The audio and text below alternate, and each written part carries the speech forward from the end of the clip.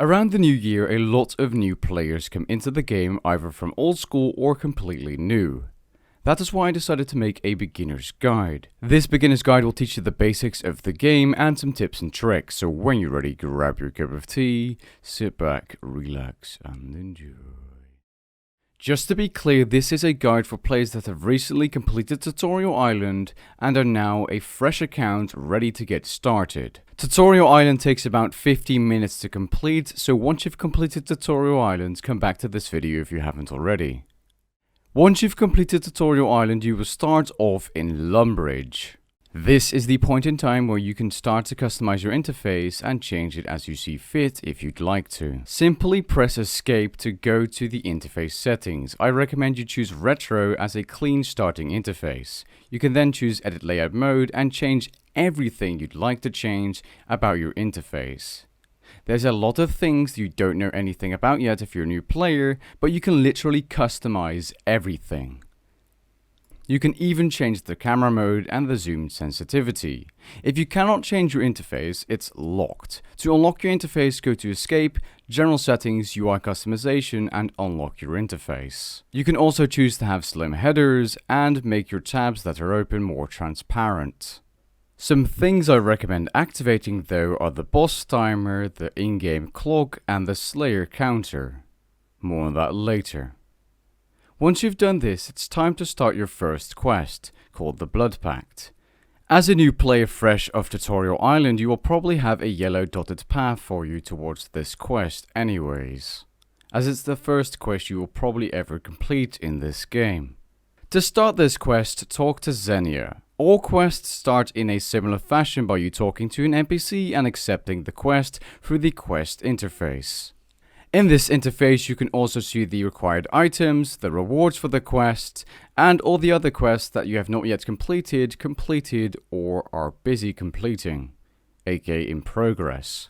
You can access the quest interface by clicking on the compass icon found in the bottom right of your screen if you're using the retro interface setup. To continue to start off the first quest, go inside the catacombs. This quest is fairly straightforward and will teach you basic combat mechanics. You simply have to click through the chat options and read them if you like, or hold down spacebar to go through them quickly. Quests have cutscenes which you cannot skip, with rare exceptions where you can click through the cutscene. This quest involves you using basic combat abilities to finish off your opponents. You can access your combat abilities by hovering your mouse over the 3 blue balls in the bottom right corner of your interface. You can then click these abilities to activate them, or drag them on your action bar and use them with hotkeys. To set up a basic action bar for you guys having issues, simply right click the wheel on your action bar and choose Setup Action Bar to get a basic action bar for the combat style you're currently using. This will help you out a lot at the beginning of the game, though this is not a perfect action bar. More information about action bars can be found throughout various videos I will link in the description below. After completing the quest, you will get yourself a reward. Usually you have to go through a couple of chat options to receive your reward. Rewards usually consist of items or unlockables, experience, and quest points. After completing the Blood Pact quest, you will get yourself basic weaponry for ranged, melee, and magic. Quests are a big thing in Runescape. You're required to complete certain quest lines to get access to creatures and high tier content. Every 50 quest points you also get an additional Slayer Prefer and Block task, and you have a chance of getting rare or expensive rewards at the quest point reward shop located close nearby the Varrock Lodestone. However, this is for pay to play players only, including the Slayer skill. The path system is a nice little thing added to RuneScape 3, giving you the option to follow a certain line of quests or tasks to give you some general directions of where to head and what to do. Activating a path will show a marker on the map of where to head, and once nearby it will show a trail and a large blue or cyan rectangle on your minimap. You used to be able to get this Pathfinder armor set from completing the beginner path. However, nowadays you can just go ahead and claim it from the NPC in Port Sarim. Port Sarim is located west from Draenor, and Draenor is located west from Lumbridge. You can easily get there by just walking. It will take you about 2 minutes. Along the way, do not forget to activate the lodestones, as they are the main way of traveling, especially as a beginner. More on this later. Now let's go back to where we started after completing the Blood Pact quest. Let's go ahead and make some money and do some combat training. We're going to be doing this at the Lumbridge chickens, as they can make you some money if you pick up the raw chickens or feathers. Chickens are basically a one-shot, so it does not matter what weapon you use. Now if you haven't already, or if you've skipped ahead in the video, press escape and go to your gameplay settings to activate Revolution Combat Mode. Once you've activated Revolution Combat Mode, go downwards and tick off the options to automatically activate thresholds and ultimate abilities, as these tick off options are not available if you right click the wheel on your action bar to activate Revolution there. In this settings menu you can also choose what type of combat experience you gain and in how many skills you gain it, while using a certain combat style. I recommend sticking to both training defense and your offensive stats like attack, magic, ranged or strength all at the same time at first, because it doesn't really matter that much first. Later on you can choose to, for example, train ranged up higher to get access to a higher tier ranged weapon and therefore do more damage, while having lower tier armor, because usually a weapon is more important to get more experience per hour or more kills per hour at a certain creature than high tier armor is. Now when killing chickens you may notice that picking up the drops individually is quite a chore. That's why you have the area loot mechanic in the settings. To activate this mechanic, press escape, go to gameplay, item drops and loot system and tick off use area loot. You can also assign area loot to a hotkey if you wish to, but I just like clicking a drop on the floor, and then you can press spacebar to loot everything or click on the drops you want to loot individually. To train the prayer skill in Runescape, you bury bones or offer them to an altar.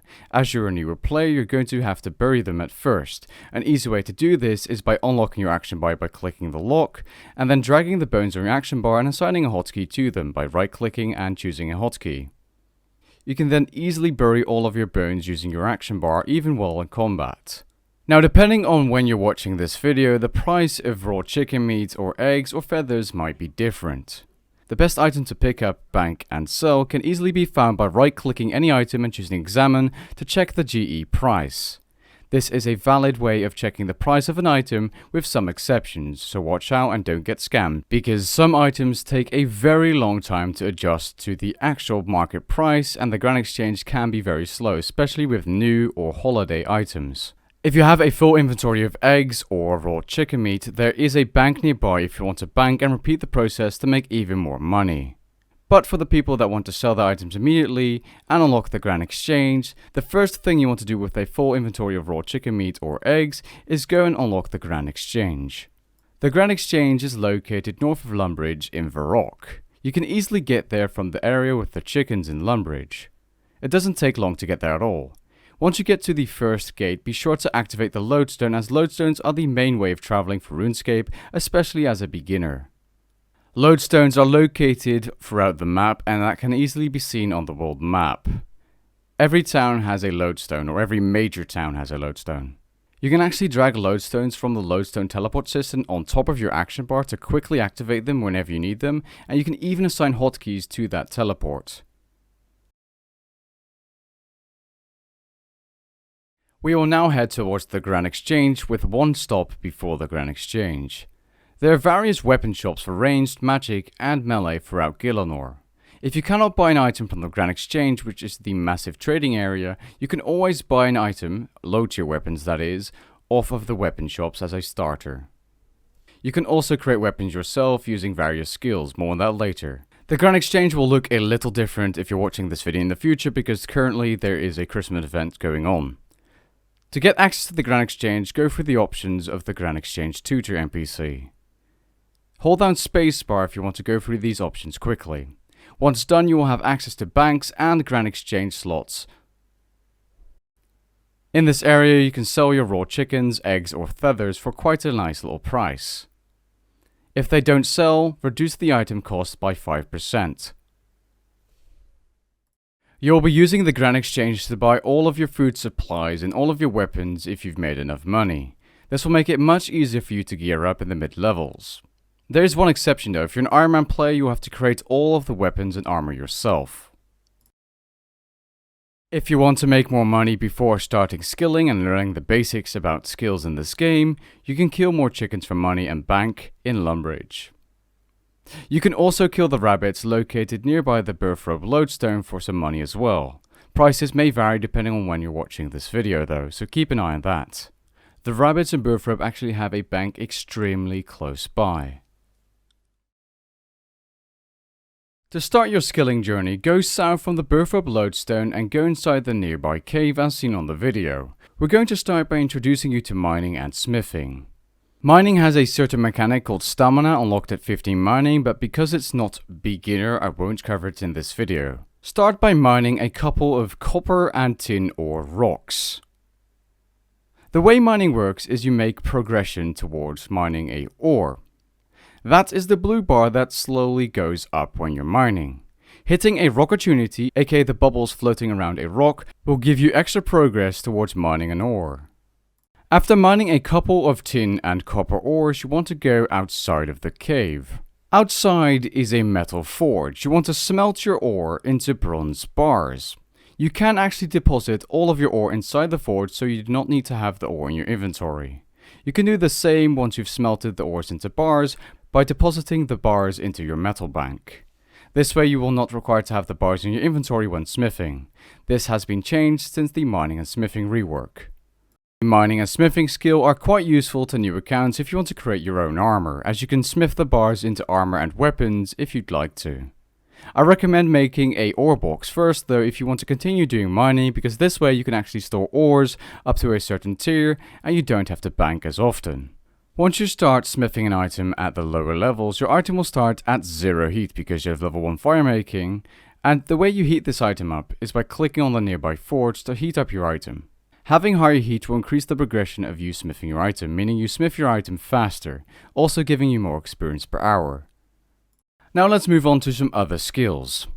Woodcutting can easily be trained by cutting down trees. The higher the hatchet in your woodcutting level, the faster you chop down a tree. At level 1 you can only chop regular trees. Then proceed by going south and fishing yourself some crayfish to train fishing. Fishing is a nice and AFK skill, and you can easily drop your fish if you just want to train fishing and do not want to collect the fish by dragging them on your action bar and dropping them using a hotkey. Then proceed by going to the flax fields and picking yourself some flax. This is a way of training farming at the very low levels. Then go to this farming patch and rake the farming patch. Once you get the weeds, drop the weeds. Then trade the nearby trainer farmer for some potato seeds. These are free of charge. Plant these seeds inside the patch. You'll know why later. Then go slightly north and kill a few cows. You want to pick up the cowhide and raw beef. Now this is why I told you to gather some logs, some flax, some food, some cowhide, etc. You can craft your logs into ranged ammo or weapons. This is the fletching skill. You can then use the flax you picked up using your farming skill to go to the spinning wheel and use the crafting skill to make bowstring. Picking flax and making bowstring is a viable way of low-level crafting training. You can then string your bow with the fletching skill. You can then train the fire making skill by setting afire the logs you cut with your woodcutting skill. On this fire you can actually cook your beef and crayfish using the cooking skill. If your cooking level is low, be prepared to burn food. You can tan the leather you got for some coins by talking to this NPC.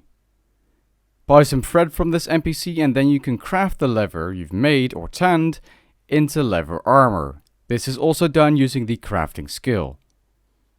Then if you move a little west, you can go ahead and train Hunter. This is a member skill, so you'll only be able to train to level 5, much like a few other skills I mentioned in this video. Talk to the Hunter trainer or NPC to get yourself some bird snare traps. You can place these traps and wait for a creature to go inside. Once you collect the creature that is caught, you gain Hunter experience. Then to train another member skill called Agility, go north.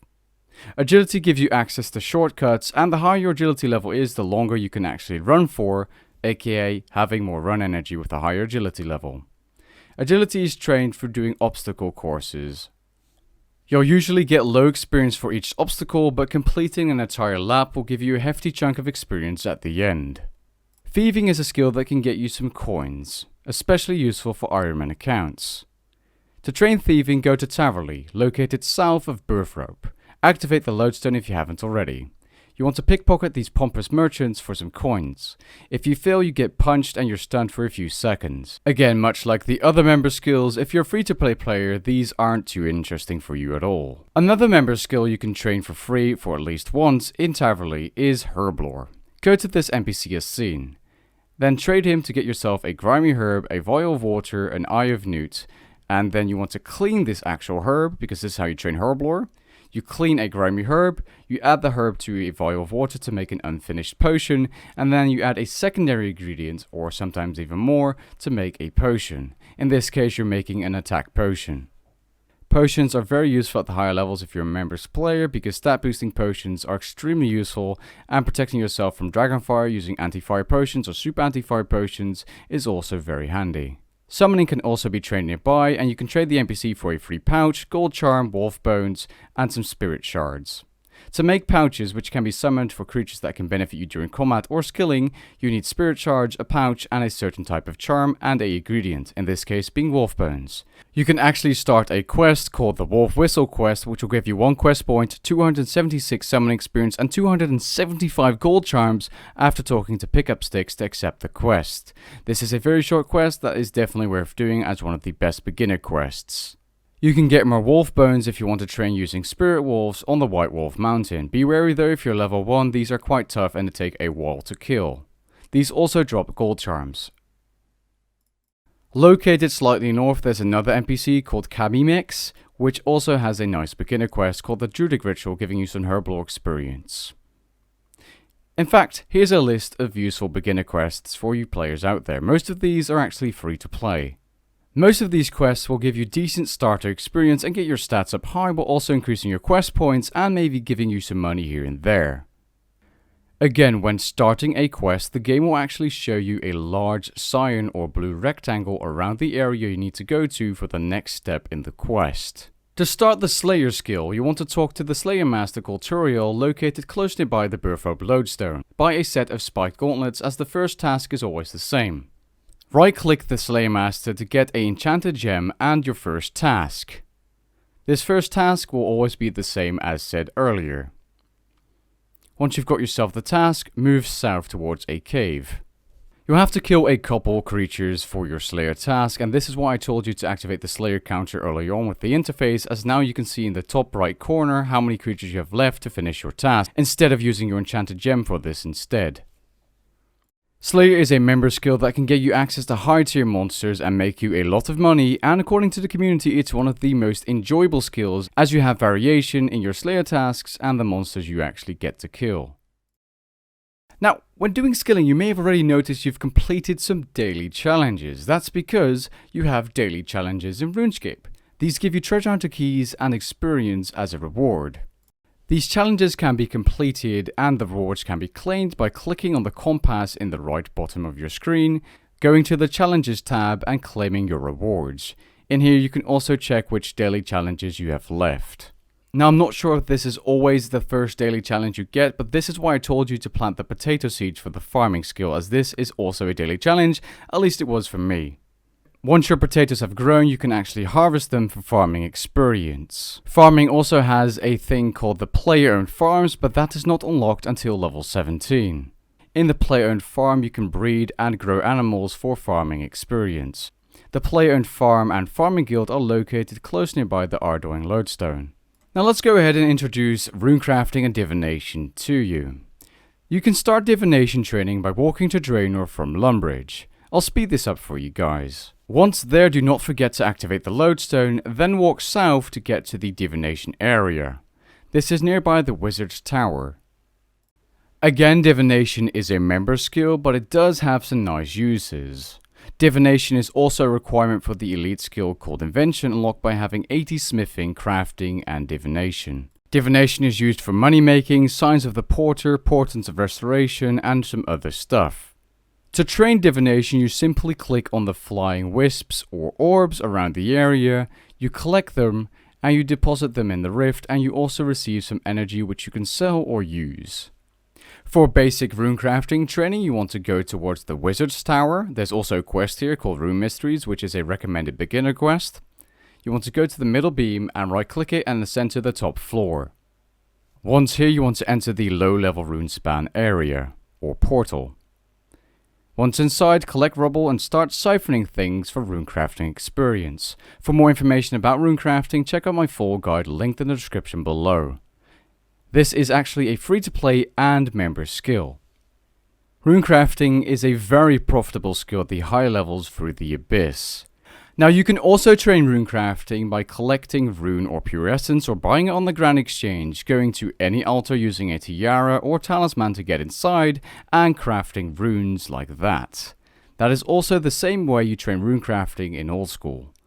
There's a lot more to know about runecrafting, and again there are some really good money making methods, but as a beginner don't worry too much about it yet. If you want to train it a little bit, do it at Runespan and then have a look at some 1 to 99 training guides. For the final skill we'll be covering, because we won't be covering construction because it's a member skill and it's quite pointless to train really as a free-to-play or newer player, go to the Taverley Lodestone and go towards this boat as seen and travel.